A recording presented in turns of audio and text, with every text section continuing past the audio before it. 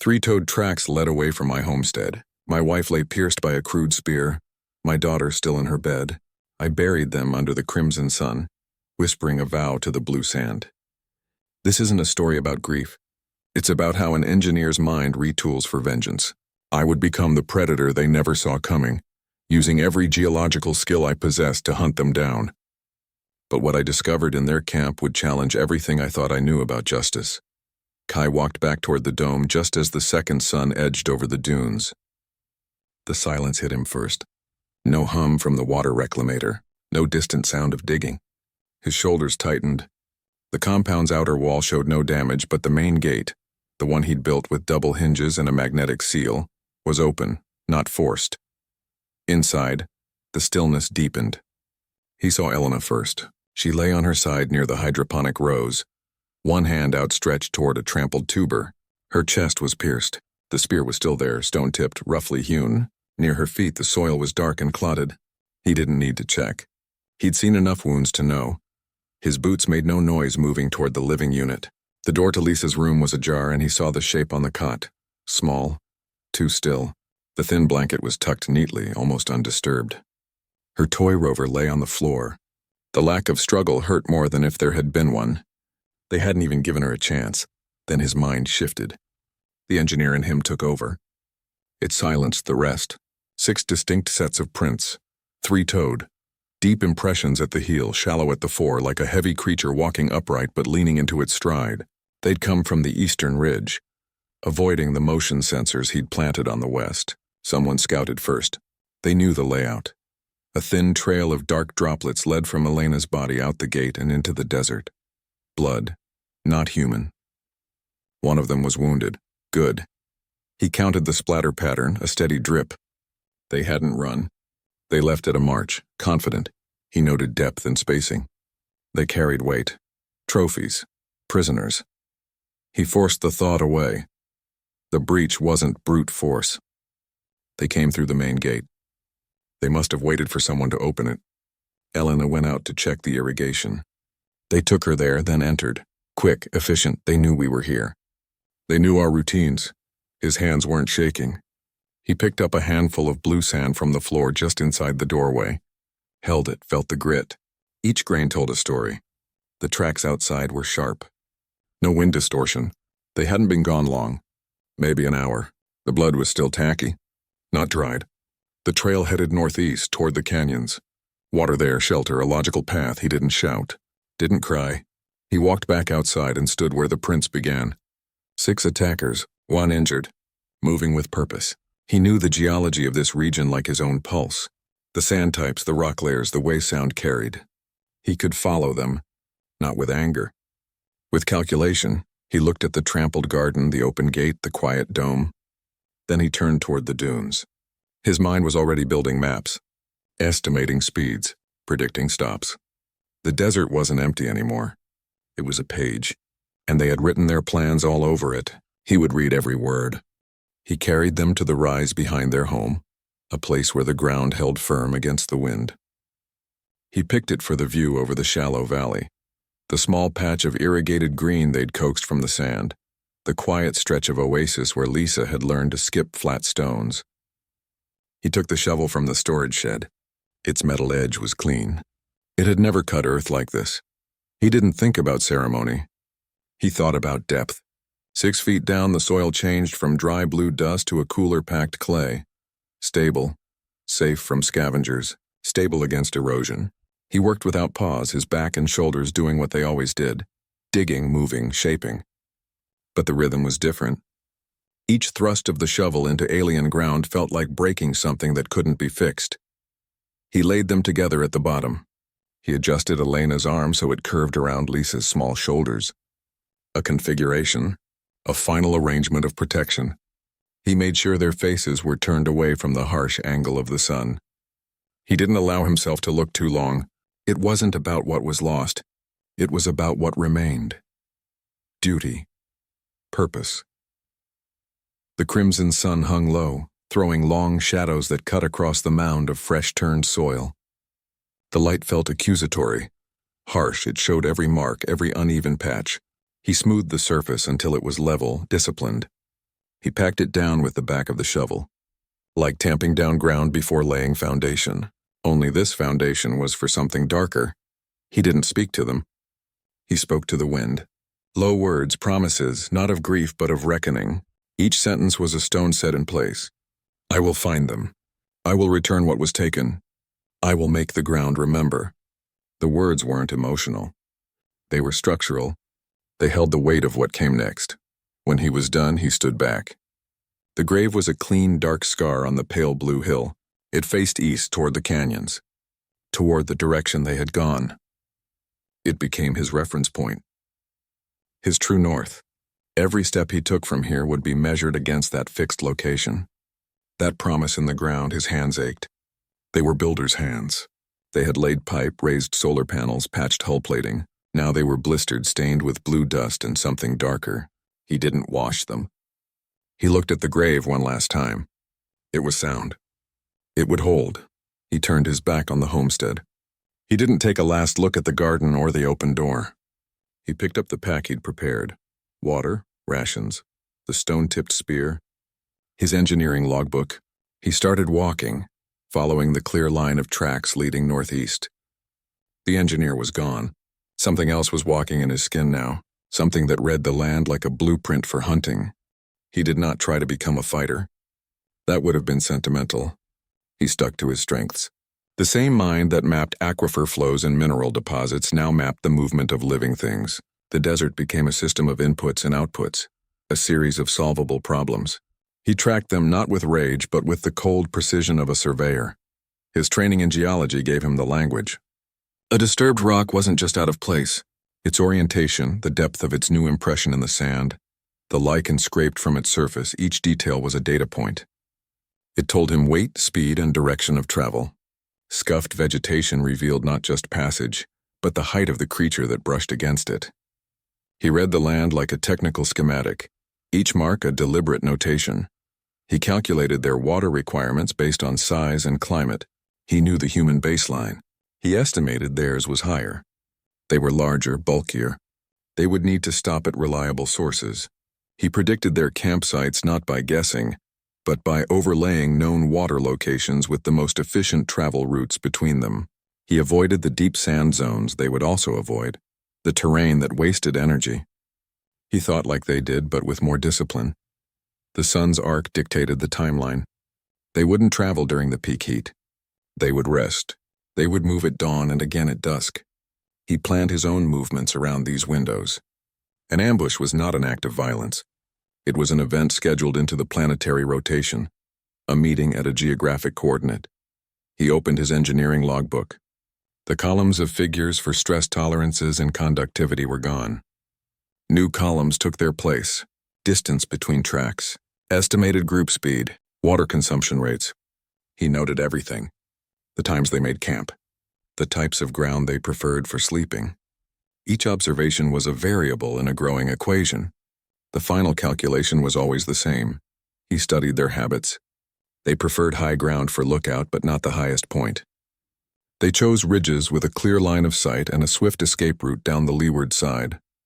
They traveled in a loose V formation with scouts ahead. These weren't just behaviors. They were vulnerabilities. A predictable pattern is a structural weakness. He could exploit it. He didn't feel like a hunter stalking prey. He felt like a technician troubleshooting a flawed system. The Creons were the flaw. His vengeance was the correction. He moved through the canyons not as an intruder, but as a force of the environment itself. He applied pressure where the system was weakest. He used the principles of erosion, gravity, and hydrology. The science of the dead world became the method of his killing. The desert was no longer his home. It was a workshop. The blue sand, the rock strata, the dry riverbeds, these were his tools. His grief was a closed loop, a finished equation. What remained was the work, the meticulous, calculated work of dismantling the ones who broke his world. He walked on, his eyes reading the story written in stone and sand, each step a measured part of the plan. The spring was a known site on his survey maps, a natural seep where water pooled beneath a slate overhang. The Creons would need it. He found their tracks converging there, older ones overlapping with fresh. This wasn't a chance stop. It was a regular resupply point, a pattern, A vulnerability. He studied the approach. The ground was a mix of soft topsoil and a harder clay layer about 3 feet down, unstable when wet. Perfect. He marked a 6 by 4 foot rectangle just off the main path. He didn't dig a pit. He excavated a cavity. He worked with the existing slope, using a narrow-bladed shovel to undercut the edges. He saved the sod, the top layer of bluegrass and moss, and set it aside like a lid.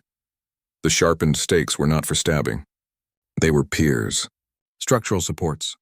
He drove them into the clay base at precise angles, their points facing upward. He calculated the spacing based on estimated weight distribution. A single creon could mass 300 kilos, 2 of them walking close together. The math was straightforward. He braced the sides with flat stones to prevent collapse until the trigger was sprung. The trigger mechanism was the key. He used a lattice of thin, dried willow stems woven tight. It looked like natural debris. He covered it with the original sod, blending the edges with loose dirt and dead leaves. It was a pressure plate, a false floor. He tested it with rocks of increasing weight.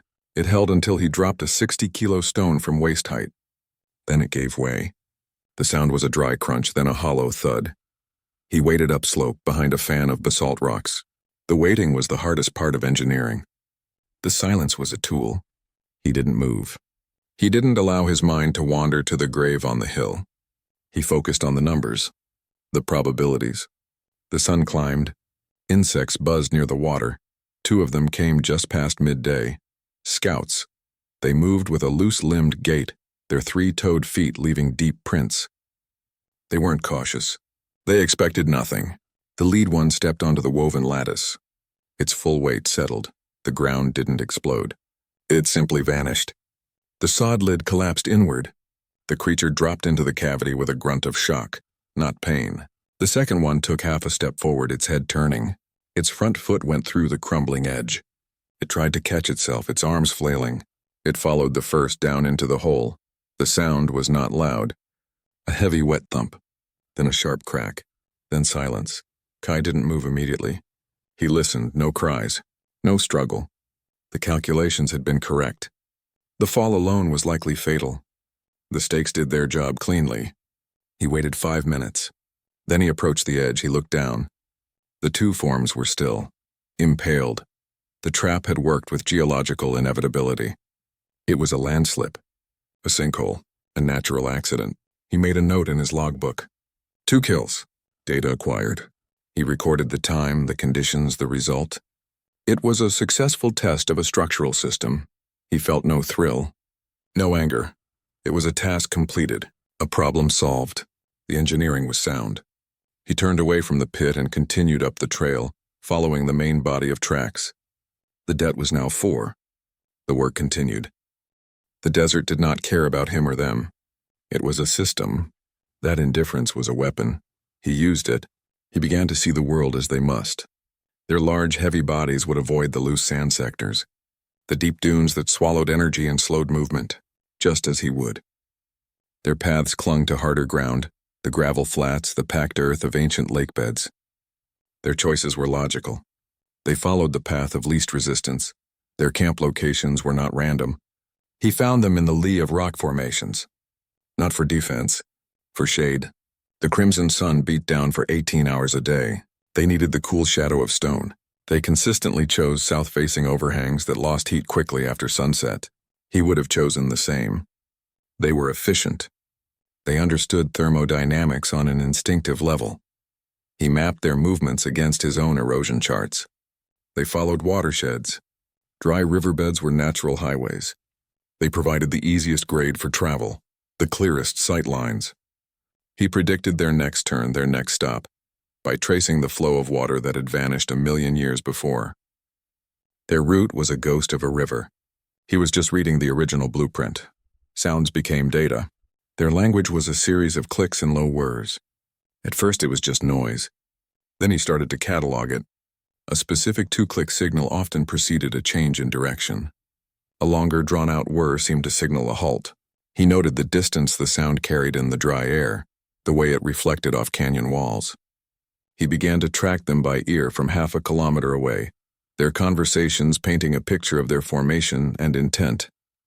He watched their sentry patterns. They posted a single guard on high ground, but never the highest point. They chose a secondary ridge with a clear view of the back trail. It was a smart choice. It provided cover and an easy retreat. He noted the guard changed every 4 hours, like a shift rotation.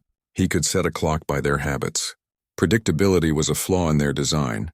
He did not hate them. That was a luxury he couldn't afford. He analyzed them. He respected their efficiency even as he plotted to break it. He moved when they moved. He rested when they rested. He drank from the same springs after they had gone. He was a shadow using their own light. He learned the rhythm of their march, the pattern of their breaths in the cold night air. He became a native of their world without joining it. His mind operated on their frequency. He anticipated their needs, their fears, their next logical step. The landscape was their partner. He turned it into their enemy. Every canyon they used for cover became a potential kill box. Every water source they relied on was a site for an ambush. He used their intimate knowledge of the land against them. He didn't fight the desert. He hired it. He stood on a high ridge and looked back. The glow of the colony's perimeter lights was a pale smear against the dusk. A false comfort. He could have turned back. 3 days' hard march south and he'd be at the main gate. He could have reported the attack. Asked for a security detail. Petitioned Director Kovac for justice. He knew how that would go. The colony's defenses were a performance. High walls studded with lights and cameras. Meant to be seen. Meant to reassure 28 families that they were safe. The walls would stop a dust storm. They would not stop a focused, intelligent threat that knew the land. The Creons walked right past those sensors every time they hunted. They knew the blind spots. He imagined the meeting in Kovac's office. The director would sit behind his clean desk. He would listen. He would express sympathy. Then he would cite protocol. A threat assessment would be ordered. A committee would form to discuss response parameters. They would debate the risk to colony personnel versus the priority of the homesteaders. Meetings would be scheduled. Votes would be taken. The security team, trained for patrols and drills, would need new orders. New rules of engagement. While they talked, the Creon trail would go cold. The blood droplets would dry up and blow away. The tracks would vanish under the next windstorm. The attackers would melt back into the canyons, their presence never confirmed, their threat downgraded to an unverified incident. A tragedy, a regrettable loss. Case closed. Kai's family would become a footnote in a security log, a reason to maybe increase patrol rotations. Briefly, he understood systems. You don't repair a broken mechanism by following its flawed instructions. You work around it. You bypass it entirely.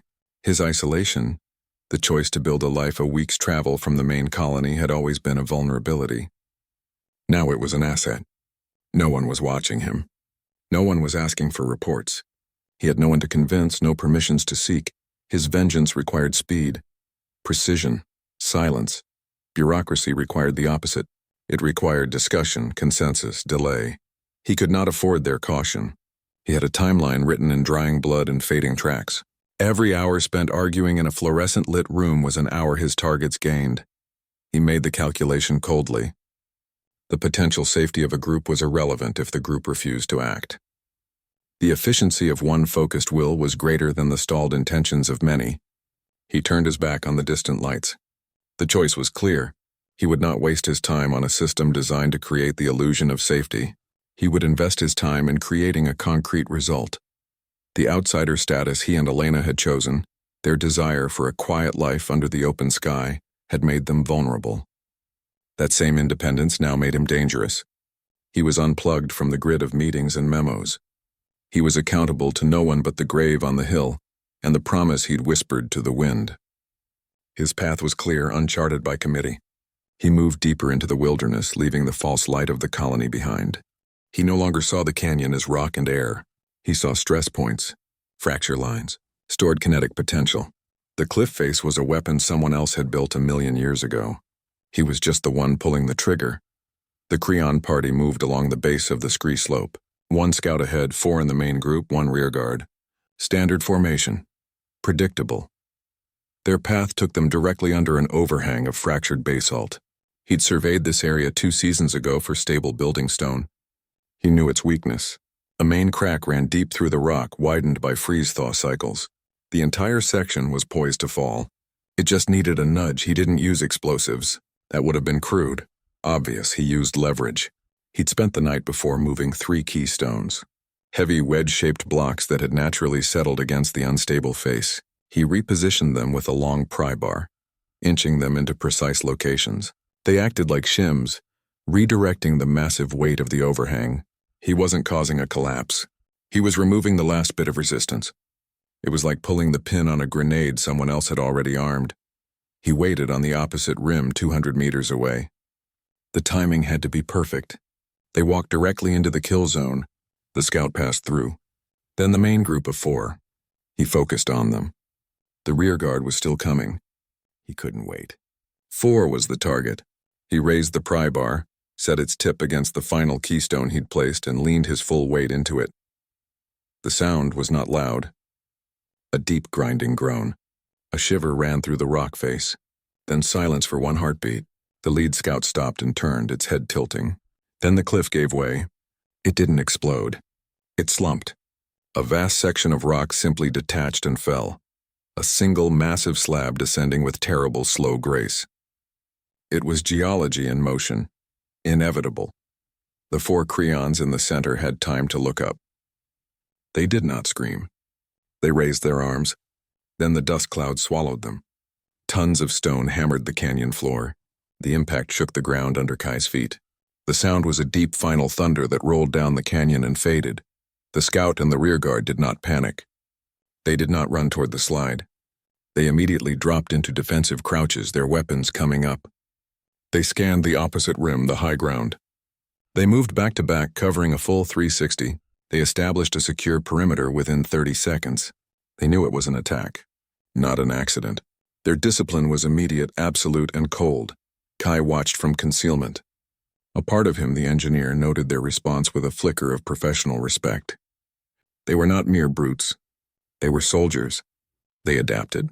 They would change their patterns now. Become more cautious. More unpredictable. The hunt just got harder. He made a note in his log. 4 more. The landscape had delivered the payload. Physics had done the killing. He was just the technician who read the instructions. He slid back from the rim and moved away. A ghost in the chalky dust now settling over the canyon. The desert was his armory, and every stone was a bullet waiting to be fired.